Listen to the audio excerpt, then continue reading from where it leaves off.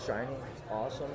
It's cool. It's a piece of hardware that I can give for my baby boy. Porque eu não comi nada antes. You know, absolutely. Hold on, I'm talking, brother. Hold on, I'm talking, brother. Hold on, I'm talking, brother. Hold on, I'm talking, brother. Hold on, I'm talking, brother. Hold on, I'm talking, brother. Hold on, I'm talking, brother. Hold on, I'm talking, brother. Hold on, I'm talking, brother. Hello, and welcome back to Hold On, I'm Talking, Brother. My name is Joe Greenwood, and you are listening to our UFC 277 Pena versus Nunes 2 preview. With two titles on the line, women's bantamweight and men's flyweight. Two sort of forgotten divisions for a while. And Tom Ballum, I'm going to set this to you. Are you ready for a night of swanging and banging? Because I think we're in for a cracking pay-per-view here. Fuck the Tories. Fuck the Tories. Joe, I'm still living back on last Saturday with those two big moments with Paddy Pimblett and Molly McCann. Wow, they will live in the memory. But we move on. UFC 277, it's up right now. You're right, these two divisions, little bit forgotten, little bit underwhelming, but we've got a really intriguing matchup here, both in the rematch. Oh, two rematches, should I say, but especially for the women's bantamweight, Pena versus Nunes, and then the surging Kai Kara France taking on Brandon Moreno at flyweight. I can't wait, Joe. This is going to be great. Listeners, we're going to go straight into this. Me and Tom are going to make predictions for the 5 main card fights. For our predictions, we will pick who we think will win the fight. And if we get that correct, we get 1 point. And if we get the method correct as well, we get 2 points. 10 points on offer. Tom is the current champion. He snuck the title on a technicality due to Tom Aspinall's knee blowing out. I mean, real sort of hand of God sort of moment of winning the title that way. But I'll give it to you, Tom. You've got a dub next to your name, and you are the champion. Joe, and from humble beginnings emerge great stories. A legacy can be built. Is that why you relate to Julianna Pena so much? Well, we're going to get into that right now. The headline fight on this event. Pena, she's running with it. You know, she seems to be very happy living that champ life. She's throwing the first pitch out in the baseball. She's the champ. She walks like the champ. I think she wants to continue as the champ, Joe. Nunes, though, she'll be able to come back and correct mistakes from the first fight. I think that first fight is where we have to begin. Yes, absolutely. Well, let's just get into the big picture of that first fight. So, going into that first fight, Nunes was a massive, massive favourite. And people were like, how has Pena got this fight? This is ridiculous. Her last win was over Sarah McMahon. People were kind of like not taking Pena seriously. And then she did what many consider to be the impossible, if not, moderately improbable, was that she defeated Amanda Nunes by rear naked choke in the second round. Nunes gassed out because Pena just worked her, basically. And people have said that that is the biggest upset in the history of the UFC. Now, Tom, let me put that to you, I should say. Was that the biggest upset in the history of the UFC? That is a very interesting question to pose. Of course, you immediately think about the other upset in women's MMA with Rousey and Holly Holm. But actually, looking back on that fight, Holly Holm was quite an accomplished boxer coming in. Rousey was kind of a one-trick pony with her judo throw and then finish. And turns out, once you get past that, there wasn't a whole lot left. Turned out to be pretty embarrassing for Ronda Rousey. And it went down the same way here for Amanda Nunes. Seemingly unbeatable until she crumbled quite easily, biting on shots, jabbed, simple dipping jab undid her in the second round, and then choked out even without, I think the hand wasn't even under the neck for that RNC. It wasn't. She didn't have the legs hooked in to really sort of flatten her out. Nunes tapped out because she was gassed. And there was that hilarious sequence where Pena jabbed Nunes in the face 4 times in a row without anything coming back. Like, just cut her off continuously. But let's go back to that first question. Was this the biggest shock in the history of the UFC? For me, it's still going to be Matt Serra over GSP. That is still the biggest.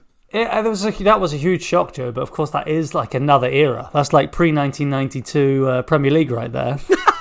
And the crazy gang and all that sort. That's it. That's Vinnie Jones and yeah. So I think you're right. It was such a shock that it kind of undermined my belief in the standard of the top of the women's division. That's how I'd categorize that loss from Nunes. I don't know. I can't commit to an answer on it, Joe. It was certainly a big upset. Have you watched that first fight since it happened? I have, or at least I've watched enough footage to have a pretty good grip on it. I mean, it was a dominant first round for Pena. Her power was telling. No, what Nunes. was different? Sorry. For Nunes. Yes. Well, I mentioned the word power, so I'm definitely not talking about Julianna Pena. No, I am talking about the Lioness. Yes. Now, what was different to her other fights is that most women, they wilt in the face of that damage. Nunes had a very strong round, controlled Pena, and landed some big shots as well. But Pena, she didn't really fade away. In fact, she stayed there in Nunes' face and was there to then really turn things around in the second. Nunes with the kind of Cody Garbrandt red mist. Yes. One too many jabs to the noggin, and she was, really whiffing on some big overhands, throwing hooks, and not really landing. She was throwing everything in those shots at Pena and was getting nowhere near. That was the thing I wanted to bring up about that first round, by the way, was that Pena, even in losing that first round, was working Nunes. She wasn't letting Nunes settle into dominant positions that were going to completely control her. So Nunes had to constantly reposition herself, maneuver so that she could get that control. And in defense, Pena was working her. She was like pulling away at her stamina, at the gas tank. And then in the second round, Pena then unleashed these ferocious jabs that were the undoing of Nunes to quite a shocking degree. I mean, yeah, you nailed it on the head there, Joe. Like, even though Pena did lose that first round, her coaches were pretty happy with what she had done because they thought they had really pulled out a lot of Nunes' explosive, kind of high-intensity effort that would then weigh down on her further down the line. I think they doubted that it would be in the second round, just a few minutes later, that Nunes was absolutely done. I mean, Joe, I can't imagine Nunes enjoying watching this tape back because really, actually embarrassing. It was shockingly poor performance. One of the worst performances for me that I've seen in the octagon. But particularly from a champion as well. Oh, that's what I mean. That's right. Yeah, absolutely. It was truly, truly awful. And the weird thing about that fight, though, is that like, if you're Nunes' coaches, is that I don't think you could have prepared for that performance in a way from Pena. Because let me throw this at you. In that fight, Pena landed 78 significant strikes from distance, against Nunes. In her previous 8 fights combined, she landed 73. So she outlanded her entire UFC career at distance in that one fight. And it just showed that Nunes just did not have a plan B. She could not adjust mid-fight. She knew against Germaine de Randamie, who was a better striker than Nunes, that I have to take her down. And she did trade with her on the feet, but ultimately did go for the grappling and the wrestling to win that fight. Whereas against Pena, she probably felt like in that first round, all right, I've kind of got the better of her on the ground, but this is tiring and whatnot. I need to try and get her out of there. And then when Pena unloaded those jabs and picked away at her, and then eventually was landing some, truly sloppy 1-2s. But maybe there is something in the sloppiness of them that made them so effective because it wasn't, maybe technically perfect, that you can't really train for that sort of thing. Maybe I'm giving her too much credit. I think you are, Joe. And I think that brings us to the question of this fight and can Nunes make the adjustments? Now, those adjustments aren't so great. They don't. It's not some master plan that she needs to come in with. She needs to be ready to fight the distance, and she needs to be ready to step off the line, duck under those jabs, or counter that kind of dipping jab that Pena was having success with in the second with uppercuts, with something that splits the guard of Pena. I think that's pretty elementary adjustments for Nunes to make. What? I think she showed that she has a dominant grappling game. And Joe, I'm going to get straight into it. I'm going to lay my prediction out as my right as the champ, because it seems like a clear win for Nunes. The one thing we saw from Pena in that fight that I'll give her enormous credit for is that she is resilient. She can take a shot, and for that reason, I've picked Nunes to win by decision. That's interesting. I think, thinking about this fight today, it was clear what, as you said, Nunes needs to do to change. But one of the things that she would have to do is improve her stamina, and I don't know if 7 months is enough to do that, to significantly change her stamina. And also now, Pena has kind of shown that one of the game plans you need to have against Nunes is that you just have to work her. In previous fights, Nunes has kind of controlled the tempo, either because she's that much more powerful and her opponents just stop and they just let her control it, and there's nothing really coming back, or she fights people like Valentina Shevchenko who are counter strikers, meaning that they're not going to push the pace on Nunes. So Nunes can then control the pace, whereas I say, oh, I'm feeling tired now, I'm just going to go within myself here, just hold her off for a bit, hold her off, and then I'll explode again. Whereas Pena was like, I'm just going to get in her face and I'm going to work her over and over again. And I don't think the game plan is going to change. Joe, I do have... Oh, sorry. Sorry. No, I just want to interject with one thing. I think that Nunes was kind of thrown off kilter when she started going up to featherweight. I think that she packed on a lot of weight to be able to counter Cyborg, picked up a lot of punching power, and in the process traded off some of her endurance. It's not a natural weight class for her. I think Bantamweight is her real home. And I think, before that last fight with Pena, she had fought both Felicia Spencer and Megan Anderson up at featherweight. Now she will be looking to come back home down at Bantamweight. I think we've heard that the women's featherweight division is no more. Thank you. Yes. We hardly knew you. Yeah, well, I've seen enough of that. No more talk about going up to fight Kayla Harrison. All of that nonsense has gone away. Nunes will be dedicated and focused at getting down to her true weight class, her true physique, and I don't think endurance will be an issue in this fight. Interesting.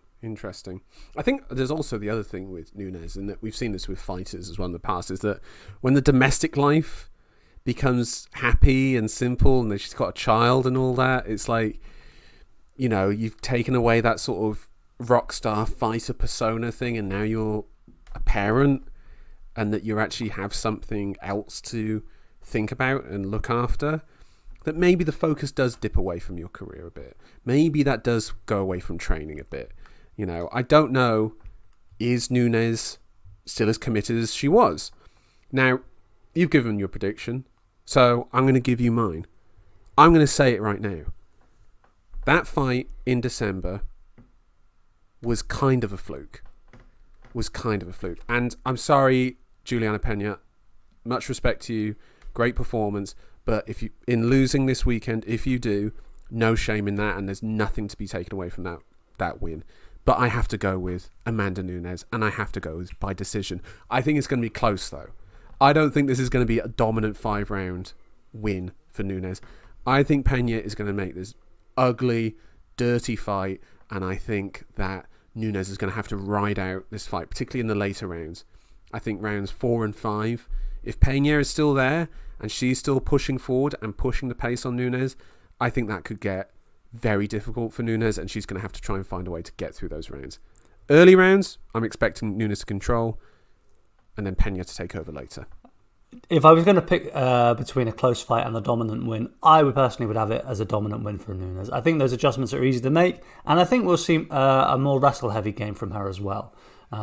The decision for me was whether Nunes could get it done, perhaps with a submission in the later rounds. So just to lay it out there a bit more. But anyway, we are matched in the decision for Amanda Nunes. I think she is going to deliver. But what about this next fight up? Next matchup, Joe? This is a much harder fight to call. I can't wait for this fight. Brandon Moreno. He's in another championship bout, this time an interim one against Kai Kara France, the surging Kai Kara France. Yes. It is a rematch. Moreno winning the first fight back in 2019. Did you watch that fight at the time? Not at the time, and this is a testament to the evolution of the flyweight division. Now listen, Joe, back in 2019, late 2019, I would have been one of those calling for the flyweight division to be cut. I'll come out and I'll say it, I'll admit it now. I'll also tell you, I didn't know who Brandon Moreno was, and I certainly didn't know who Kai Kara-France was. Now, it's a real testament to both of these men because they have played a big role in raising the profile of the flyweight division, but also to, of course, Figueiredo, perhaps Henry Cejudo as well. The flyweight is, I think it's here to stay, Joe. I've really been loving these fights recently. Yeah, it is a tremendous division, I should say. It's, I know it's kind of unique in that it just has a pace to it that all these other male divisions don't have. Even bantamweight, like these guys are so fast and so nimble that like it's just a style of MMA that we just do not get at the heavier weight classes.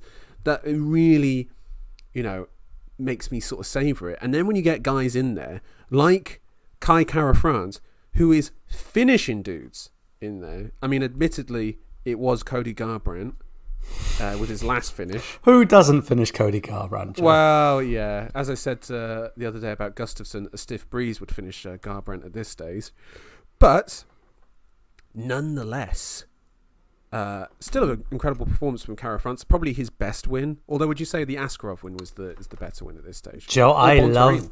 I think Bontarine is a little step below there. But Askarov, that last showing really lit the touch paper on my fandom. I joined the club, the membership club, paid up member now, because that was a very, accomplished performance over a very tricky grappler in Askarov. It was a fine line to tread for Kara-France, and he had to overcome a bit of adversity to win that fight, taking the last 2 rounds.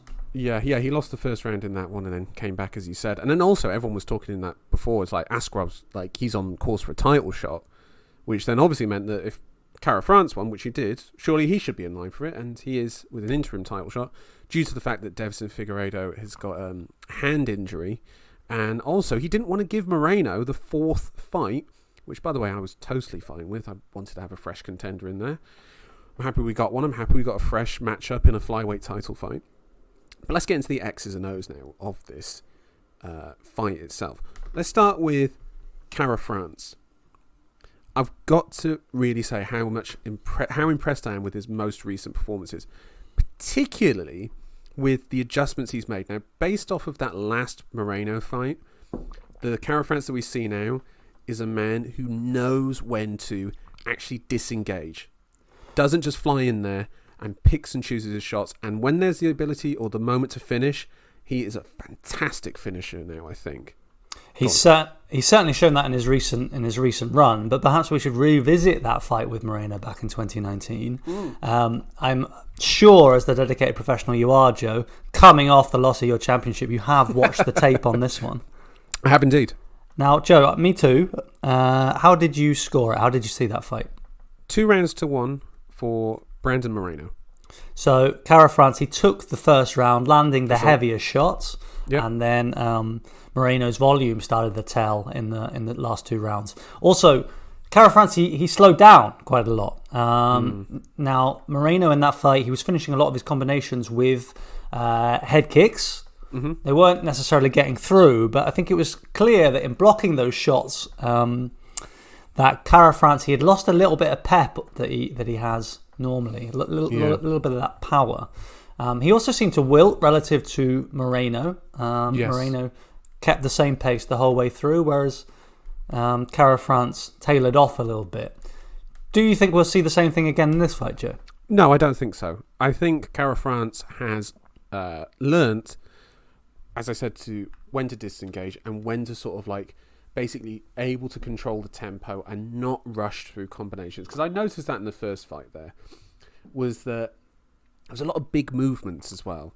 Went for a lot of big shots and big combinations, and I don't think he's going to go for that this time. I think he's going to be, he's going to take his time a little bit more. There's 5 rounds here to work. You don't need to rush immediately into trying finishing this guy.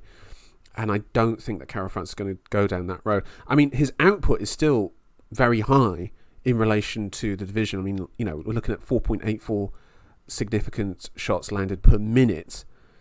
But his timing is so good as well. I thought it was the Bontorin finish, which, by the way, is a comical finish, if you remember it correctly, as I do, where he finished Bontorin, referee jumps in, Kara-France runs away to celebrate. Bontorin stands there, referee stands away from him, and Kara-France thinks that, the fight isn't over, and goes back in to give him another shot, which was quite hilarious. But also, I think his takedown defense has improved a lot. I think that has really improved, and you saw that in the Askarov fight. It got better and better as the fight progressed, and Brandon Moreno, I think, has the ability to take Kara-France down early in the fight. I don't know if he's going to be able to do it later in the fight. And Moreno, as well, for his credit, has good wrestling ability. He's pretty much gets 1 in 2 takedowns attempts. Like, he is very consistent with his wrestling. Do you have the numbers there on Moreno's significant strike output per minute? Give me 2 seconds and I'll have it there for you. All right, well, we'll come back to that one. It would be an innovation from Moreno to introduce those takedowns. That wasn't really a big factor in the first fight. It's 3.54 compared to Kara-France's 4.84. Wow, that's interesting. I've got to say that comes as a bit of a surprise to me. I always associate Brandon Moreno with volume. Yes. Yeah, Joe, I think it is important this is a 5-round fight. It's Kai Kara-France's first 5-round fight. Yes. Now, we did already note that how much he slowed down last time out against Brandon Moreno, although he has evolved since then. Do you think it favours Moreno that it's a longer fight? I mean, yeah. I mean, he's got the experience in his last 3 fights were all title fights against the same person, though. Like, so that might be a bit of an issue in some sense of, like, he's been in this mental space of fighting this one guy. What, the same guy, but not with the similar characteristics to Kara-France. A man who likes to be a little bit more measured in picking the shots, but when he does, he unloads with a lot more power. So I think the dynamic is not entirely removed from fighting Figueiredo, although Figueiredo does carry a greater threat, of course. Why do you think Moreno lost that third Figueiredo fight, if you remember it? It's like, do you think that there is going to be a hangover from that for him? Because it was this year, you know, and he held the title for 6 months. Do you think that there was maybe a mental side of it that got to him? Because I actually felt like in that third fight with Figueiredo, it was a pretty comprehensive win for Figueiredo. At least that's how I had it. Me too, Joe. That's not quite how the UFC wants to bill it and leap with the promos for this fight. To be honest, Joe, I'm a little bit of a Brandon Moreno truther that. Yeah, I don't have him quite up there with Figueiredo. I think Figueiredo should have won the first fight, of course, and I think the second fight was an aberration from Figueiredo. I think that's unlikely to happen again. So what I saw there in the third fight was really reality catching up to Brandon Moreno. Yeah, I mean, we know why that first fight was a draw, which then groin strike. It was the groin strike, which it would not have resulted in the second fight if that had not happened. Yeah, so just to clarify that for the listeners, Figueiredo, he was docked a point in the scoring system, so it went a 10-8 round, or it would have been a 9 round, I guess. I think one judge did score it 9-8 for Figueiredo that round. I think it was the third round, but yes, it was. Yeah, it was a point taken off. Mm-hmm. Yes, which has a huge impact on the scoring. Of course. Joe, I can't wait any longer. Who have you picked for this fight? You know what? I'm doing it. I'm putting my balls out there. I'm being a big man. Kai Kara-France by decision, Tom. I've put it out there. I've laid it on the line. I put the gauntlet down. Give it to me, Tom. What have you got? I love that, Joe. I love that pick. I wish I was as brave and innocent as you are. Because this little run now for Kai Kara-France, it really has been a joy to behold. The knockout over Bontorin, welcoming Garbrandt down to the flyweight, his fresh start with another knockout in the first round. And then really a fantastic display, as we mentioned, over Askarov. He's almost being inducted into the boys. He's almost one of them. Oh, he's a big boy. if he can win this fight, I think we will welcome him to the club. Unfortunately, I don't think he will. Wow. I don't think he will. Yeah, I've got Moreno as the favourite here. Obviously, he's already got that win, and I see a longer fight really favouring Brandon Moreno. I think he's shown that he can hang in there, that he doesn't really diminish, whereas Kara-France has previous. He is a man who's lost 9 fights now in his career, and a lot of those fights have been later on in the fight, either by decision or... Do you know what you're sounding like? You're sounding like me talking about Charles Oliveira versus Dustin Poirier. Think of all the losses that Charles has had where he's buckled and whatnot. Well, you know what? I'm a believer. I'm a believer in Kai Kara-France. I'm a believer in Charles Oliveira. Okay? And let me put this out there for you as well, Tom, and listeners. I'm going to say it right here. This is a sick fight. And I think, potentially, we could be in for an all-time classic action fight here. This is going to be a banger. Yeah, I think there's every evidence to suggest that, Joe. I mean, in the first fight, it really was. They were both wearing it. After the fight, it was a non-stop action, and I expect more of the same. I have, though, picked Moreno by decision. Let's go to some more non-stop action. Derrick Lewis is back, brother. Swanging and bang in against Sergei Pavlovich. Now, I've got 2 main questions here. Is Derrick Lewis washed? No. Okay. Definitely not. Do you really not think so? I really don't think so. Because he's such an anomaly, isn't he? Like, he's a complete anomaly. The threat that he had, he came into the UFC with 1 shot, and he still has that 1 shot. That man cannot be washed. He can still land a huge overhand at 50 years old. Okay. Yeah, you know what? You're right. I mean, he'll be fighting in BKFC when he's 50, and he will be knocking dudes out. And it will Joe, he will be equally dangerous. He'll be turtling up. He'll be kind of like shying away against the cage. Some tall man from Russia will go in, thinking he's going to just tuck him away, and then ba-boom. That monster right hand will come out, and he will level another skyscraper. I think that is the story of Derrick Lewis that goes on for eternity. Yeah. A tale as old as time. What was your second question, Joe? Well, my other question is about Pavlovich. Is that Pavlovich came into the UFC with a bit of hype. Came in with a bit of hype here. And recently, he has turned that round. He had a bad debut against Alistair Overeem. I mean, for fuck's sake. I mean, hell of a person to debut against. But he's turned it around here. Do you think he can actually build on this 3-fight win streak, I believe, heavyweight?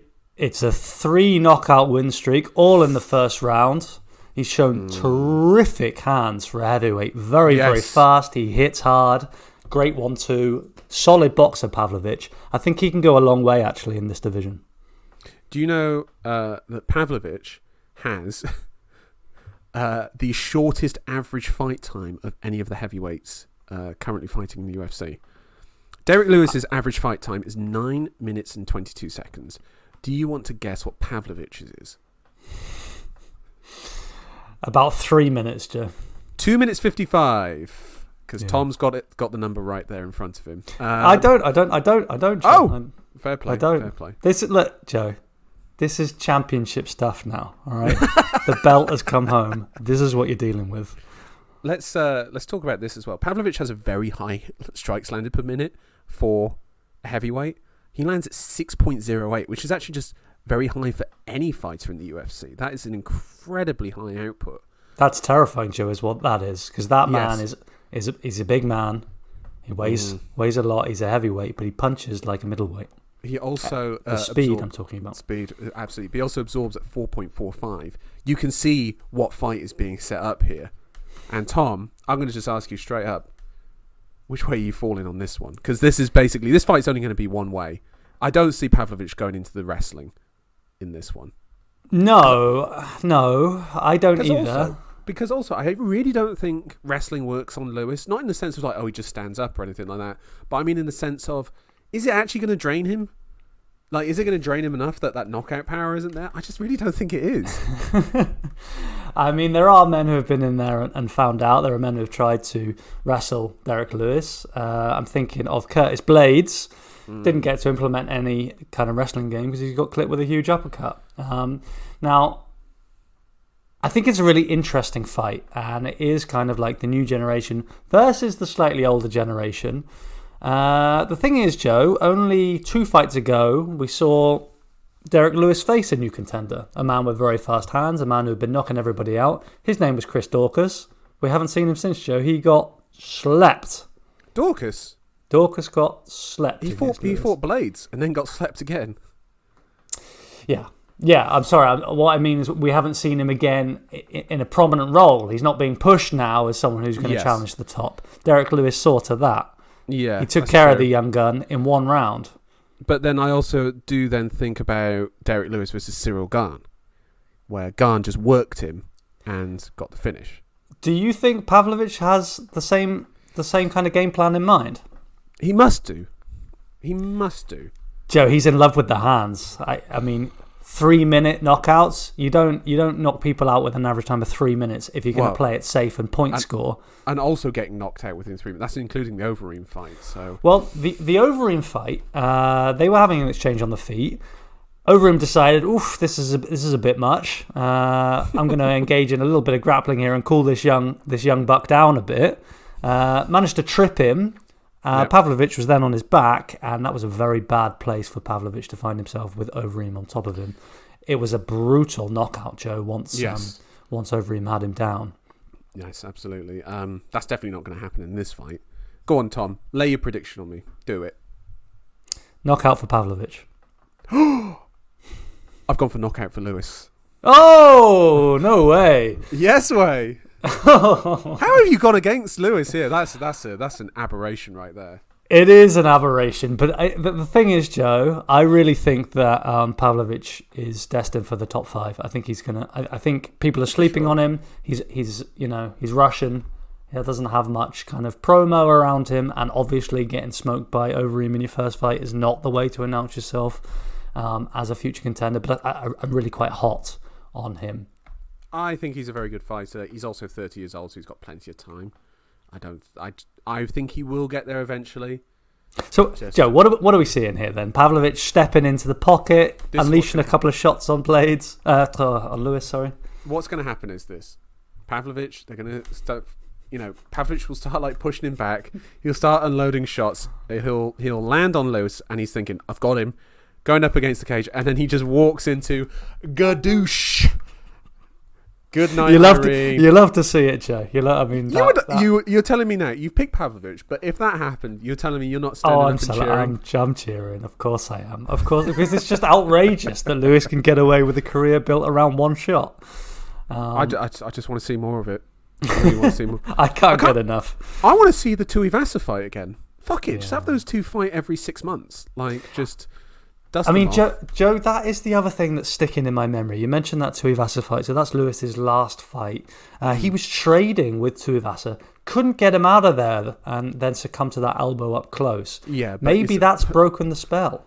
Yeah, but maybe Pavlovich doesn't have the chin of Tuivasa.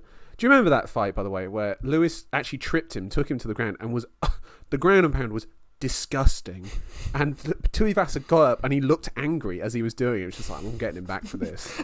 I remember that Lewis was unloading. Yeah, Lewis was unloading on him as Tuivasa was trying to get up, and Tuivasa just shrugged it off. I need to watch that fight again. That was great. Let's talk about another flyweight fight. Top lad here, Alexandre Pantoja, is back against Alex Perez. Tom, when was the last time Alex Perez fought? Back nearly 2 years ago now, Joe. I think that was against the current champ, Davison Figueiredo, November 2020 on UFC 255. Losing that fight by guillotine choke, and we've not seen him since. What's been going on? A lot of cancelled fights. Let me give you his cancelled fights. See if you can find the pattern. So he had a fight against Matt Schnell, cancelled. Then he had a fight against Askar Askarov, cancelled. Then he had one against Matt Schnell, cancelled. Then another one against Matt Schnell, cancelled. Then another one against Matt Schnell, cancelled. And then another one against Askar Askarov, cancelled. It was Yeah, he's had a bit of a bad run. I mean, one of them was down to Perez missing weight by about 6 pounds against Matt Schnell. And then all the other ones were because of his opponent pulling out injured. So yeah, it's been a bit of a rough one for him where he's been in training camps. And I think one of the Askarov fights was literally 5 days before the fight was due to happen. So I think he's been training and in these camps a lot and has just not been able to get in there. Is he going to unload his frustration onto Pantoja? That is the question here for Alex Perez. Well, yeah, absolutely. Now, Pantoja, he is coming off 2 wins now, one against Brandon Royval, who's been surging through the flyweight division, looking very impressive in doing so, and a man you attempted to welcome into the boy fold, Manel Cape, who's certainly failed to deliver to begin with, but he's coming together a bit now. Beat Matt Schnell by KO, but has lost in the last few years to Davison Figueiredo and Askarov. Those guys are the top of the division, Joe. Everyone else is getting put away by Pantoja. There are a couple of decision wins in there, including one over Brandon Moreno. Let me just add. Yes, absolutely. Now, Perez, is he in the caliber? Is he at the top of the division with Askarov and Figueiredo for you? No. I felt the nature of that Figueiredo loss was pretty comprehensive. I think he kind of like froze in the moment a little bit, because I remember him sort of rushing into that and kind of Figueiredo kind of pulled him into this sort of guillotine quite easily, to be honest. And then I also remember the loss to Joseph Benavidez, where he just got worked by Benavidez, and it was it was a bit of a flat performance from him again. Like, I think this is the problem for Perez, is that he can produce. There's the win against Juicio Formiga, which I remember because it was one of those rare wins by leg kick where the fighter just goes down and is just like, no more, brother, I can't take it anymore. And there was a few around that time in 2020 where people were getting finished from leg kicks. Chris Gutierrez getting a couple of them. But I think Perez maybe does struggle with that sort of pressure of certain fighters, and Pantoja does bring that pressure of the walking forward, of cutting off the cage, of trying to get, work towards finishes, because he has an incredible finishing record. Pantoja, was it 8 knockout wins, TKO wins, and 10 submission wins? Like, that's pretty high for a flyweight as well. Like, you don't get many flyweights with finishing records like that. Well, when you align that with Perez's performance in the UFC, which is that including his display on Dana White's Contender Series, he has had 9 fights in the UFC. Only 2 of them have gone to decision. That's including when he's been on the losing end, as you mentioned, against Benavidez and Figueiredo. So this is going to be pretty high-paced, exciting stuff. Do you expect a decision in this fight? No. Tell me, Joe. Just something in my loins is telling me a Pantoja win by knockout. That is what I'm looking forward to in this fight. I think we're going to get that. I think we're going to get again, like the other flyweight fight, a tremendous action fight. That's the thing about flyweight, is that when you get these guys who are top of the division up against each other, they're so skilled in pretty much every department that you end up getting these just fantastic, quick-paced action fights where even the slightest error is going to be taken advantage of immediately. And that's what I'm looking forward to in this fight. So I'm going to go with a Pantoja knockout. Just feeling that in me. I think he wants to try and catch up with his submission wins. So I've gone with that. By the way, I've got to give this to Perez. I don't know if you looked at this. Takedown averages per 15 minutes, 2.92. Really high. That is really, really high. Well, it'll be interesting to see if he wants to implement that game against Pantoja. Obviously quite a strong jiu-jitsu practitioner in his own right. I'm pretty high on Pantoja, Joe. I think he is up there in the top 5 with the elites. Yes. Currently ranked Pantoja, let me just pull that up for you. Currently ranked at 4. Alex Perez ranked 6. I expect Pantoja to take this fight, but I haven't been as brave as you. I picked a decision win. Fair enough. That's absolutely fair enough. Right. Opening the main card. This is a great fight. I don't care what anyone says. I know you're down on one of these guys, but I'm up on both of them. In the light heavyweight division, go on. Well, it's more like I want to qualify this now. It's more that one of these guys I think could do his best service to the UFC is not in having his teeth knocked out for money. It's in keeping his teeth and speaking on the mic as an analyst. I see that as the future for Ankalaev. No, of course. No, I see that. Here we have Anthony Smith matching up with Magomed Ankalaev. One of these guys has got better oratory skills in English than the other. I'll leave that to our listeners to figure out which one I'm referring to. Yes, this is potentially a light heavyweight number one contender fight, depending on where the UFC go. I think this is going to be one of those, though, where I think one of them is going to have such a spectacular performance to jump the line at light heavyweight, because I think the UFC are probably lining up either Blachowicz or Teixeira for Yuri's next fight as the light heavyweight champion. I know that Prohashka has stated a preference for the Teixeira rematch. Well, let me ask you your thoughts on that, Joe. Is Teixeira worthy of the rematch? Yes. Bro, for me, that if you had that fight... Oh, Joe, the fight was incredible. I'm just thinking in terms of how the UFC think. Like, I'm thinking in how they think, where they're just like, well, it was potentially the fight of the year. Dana probably loved it. He loves Glover. Let's give him another shot. Yes, but we're here to be a bit more clinical than that, Joe. I mean, Teixeira, he didn't have any defences. It was a great fight, of course it was, but I want to see Teixeira go and beat somebody else. Come on. Nah, I'm fine with it. To be honest, I'm all right with that sort of thing. Why? Anyway, do you think Jan Blachowicz should be maybe? No, I think the winner of this fight has a very legitimate claim. Now, let me just underline why. We've got 4 versus 5 in this fight. Yeah. Ankalaev at number 4. Ankalaev, Joe, he's won 8 fights in a row. Yeah. How are you going to? He has finished a couple dudes as well. How are you going to tell me a strong win over Anthony Smith isn't enough for him to jump Teixeira in the queue? To me, that's crazy talk right there. 8 fights at light heavyweight. Come on. I mean, I'm not against it. I just don't know if it's likely or not. Like that's. I'm shaking my head for the listeners there. Well, sorry to disappoint you there, Tom. But let's talk about what these two guys offer. Let's talk about Anthony Smith first. I think his style of fighting could be described as tough as a $2 steak. Like he is about as much of one of those fights where he's got that dog in him, as they like to say.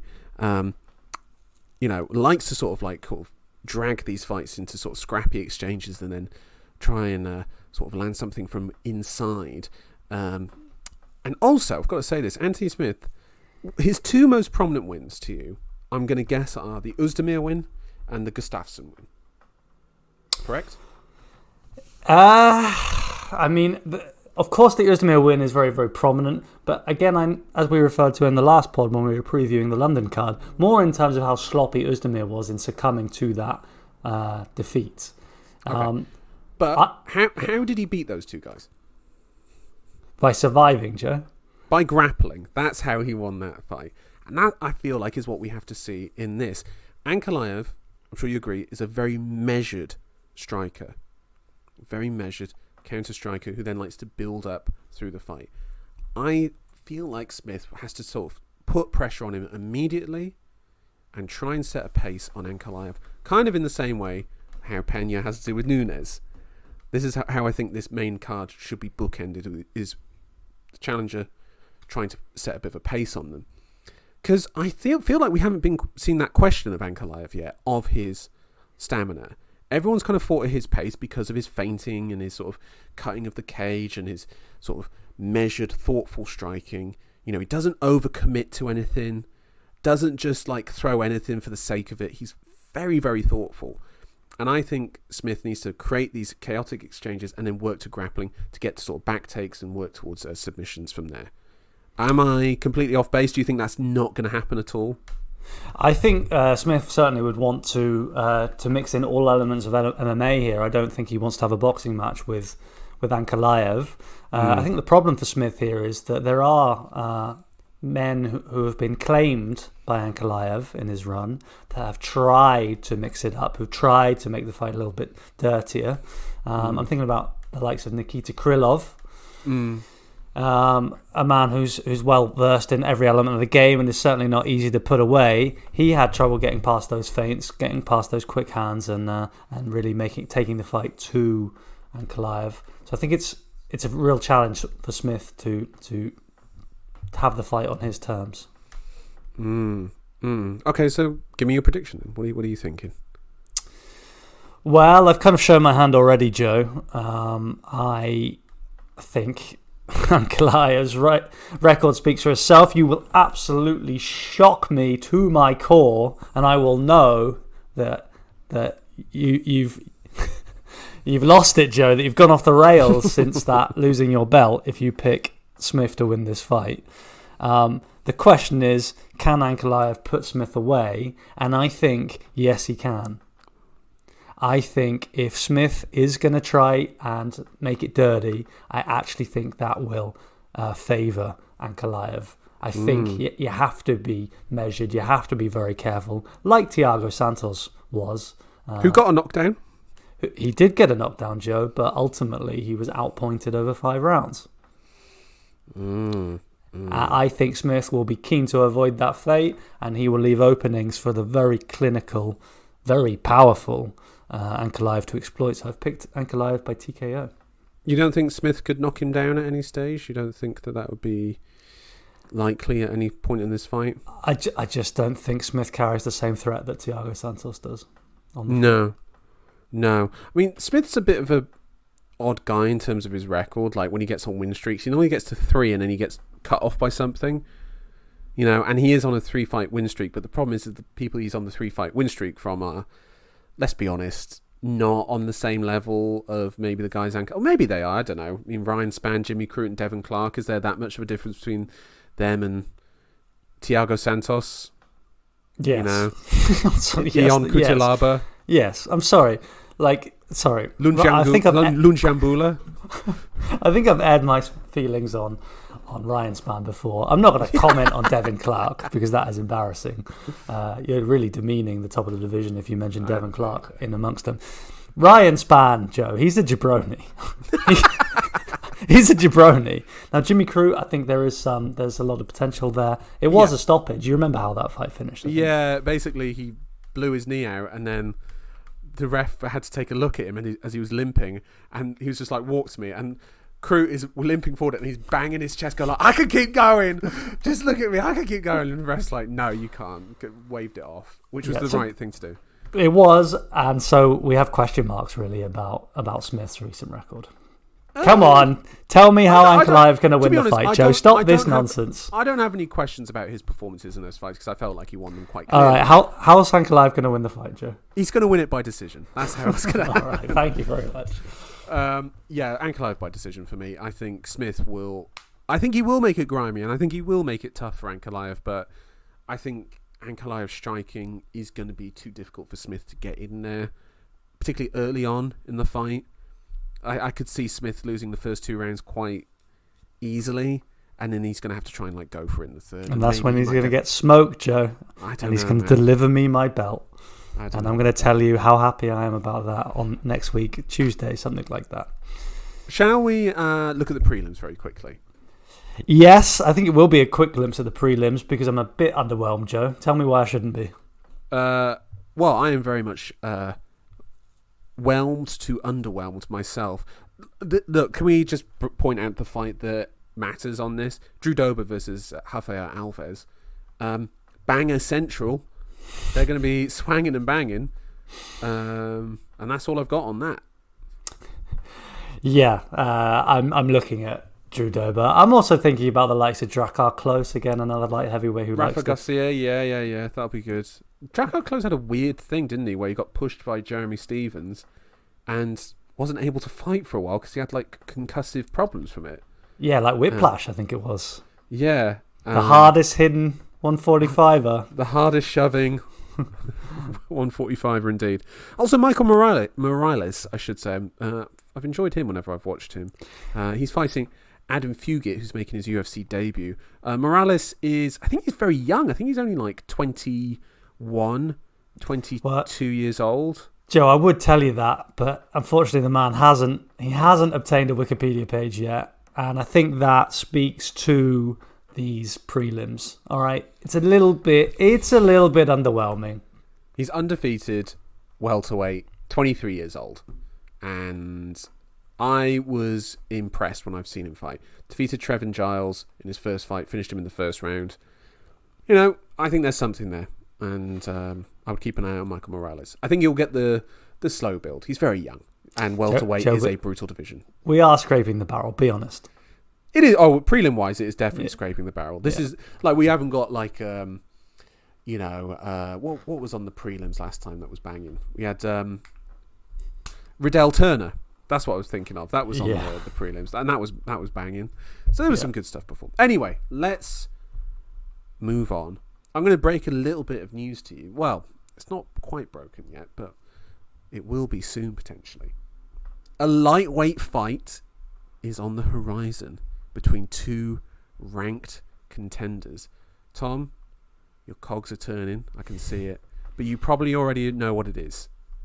Dustin Poirier versus Michael Chandler is being arranged for the lightweight division later in the year.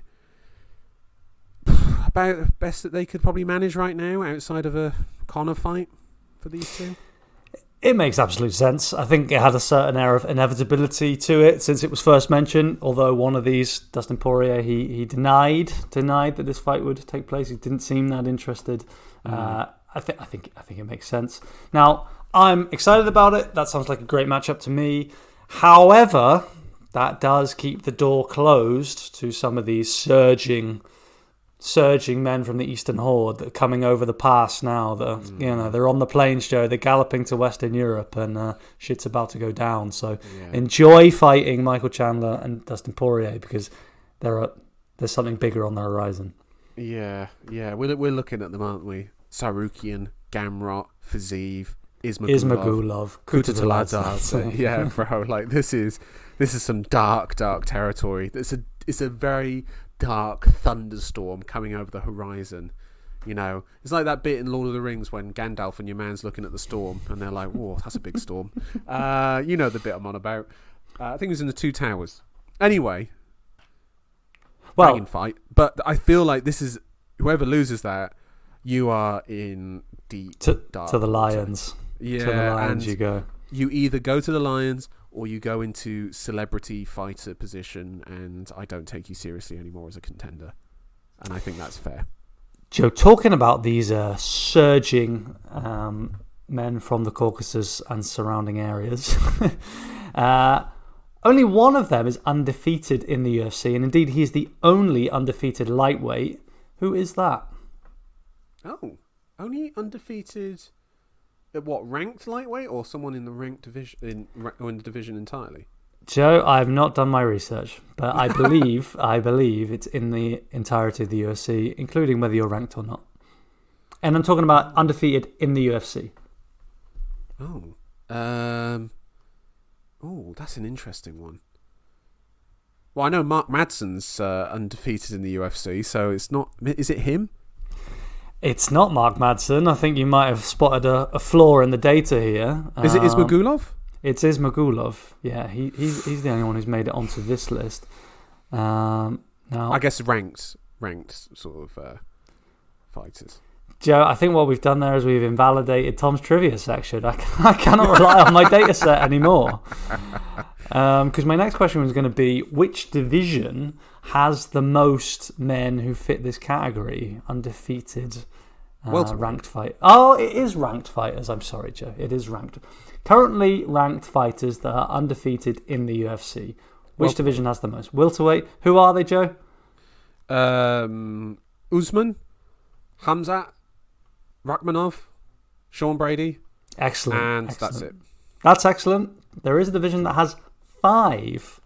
And that you only mentioned 4 there, so you weren't right. Oh. Wanna have one more shot? Was it another division, or is it another fighter in the welterweight? No, division? it's another. No, it's not welterweight. Welterweight has 4, and you named all of them. And they're ranked. and they're undefeated. Yes. Oh, this is going to be so bollocks, isn't it? Is this going to be? It's going to be like women's strawweight. Which division is it? It's men's featherweight, Joe. Oh shit! Okay, I reckon I can name these fights as well. It's 5. Give it to me. Volkanovski, Yes. Arnold Allen, Yes. Bryce Mitchell, Yes. Evloev, Yes. and is Poirier ranked? Yes. Yes. Look Strong at that. finish there, Joe. Excellent. Woo! Excellent Well, stuff. if my predictions aren't on point, at least I got that. Like that's what I say. Anyway, let's go through our predictions again for the main card very quickly. We'll run through them again, going this time from the bottom up. Opening the card with Ankalaev versus Smith. We've both picked Ankalaev. You have picked him by knockout. I've picked by decision. Pantoja versus Perez. We've both picked Pantoja. Again, is it the case that you've picked knockout? No, you've picked decision. For me, it was decision. Yeah, we reversed each other on this. And I picked knockout. Yes. Lewis versus Pavlovich. Again, slightly different picks here. I've gone for Lewis by knockout. Whereas I've gone for Pavlovich by knockout. Men's interim flyweight title on the line here. Brandon Moreno versus Kai Kara-France. I've gone for Kara-France by decision. And I've picked Moreno by decision. And then in the main event, Julianna Pena versus Amanda Nunes 2 for the women's bantamweight title. I have gone for Nunes by decision. And me too, Joe. So what this means is we are unusually divided. Normally in fact, it's only 1 or 2 fights, isn't it? That Joe, we're I kind of think- had a slight difference on. I really think this might be the most divided we've ever been. Yeah, I actually think it is. All the In more the- exciting to see these fights. In the 5 years that we've done this, this is, I think, actually the most divided we've been. And I cannot wait. I'm actually very excited for this card now. I think it's going to be good. I think it's going to be a really good card. Right. Listeners, thank you so much for joining us.